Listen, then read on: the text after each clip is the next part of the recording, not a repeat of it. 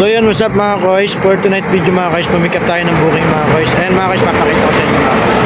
Mga koys, ayan yung booking na pinikap natin mga koys. Ayan. Pinikap natin siya mga koys sa Pasig Palengke mga koys, sa Pasig Market.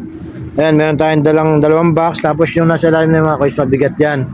Tapos ayan mga koys, yung box natin puno rin mga koys. So ayan, mga gulay yan mga koys.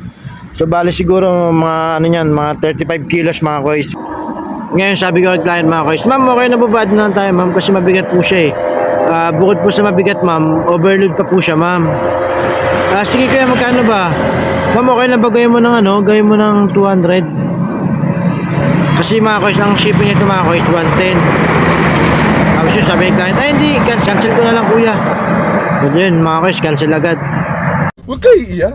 Sabi ko, ma'am, hindi naman ako manghingi ng ad ma'am kung hindi ito mabigat ma'am eh.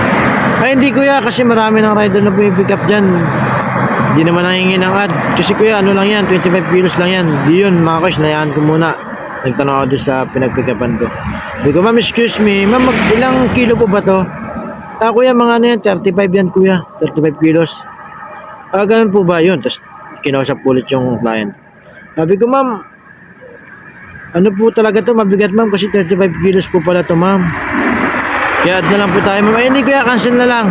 Kasi bigla nagsabi mga koys yung client, sabi niya 150 lang kaya ko ibigay dyan.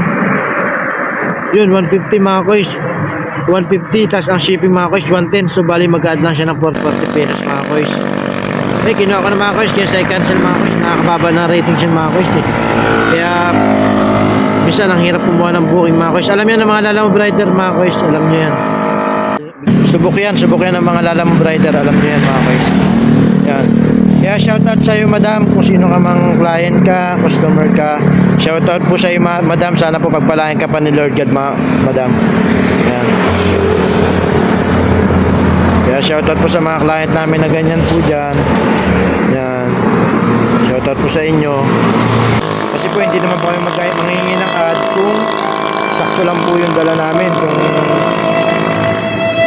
sakto lang po ba sa bag namin na walang excess po. Yan, hindi po kami manghingi ng ad.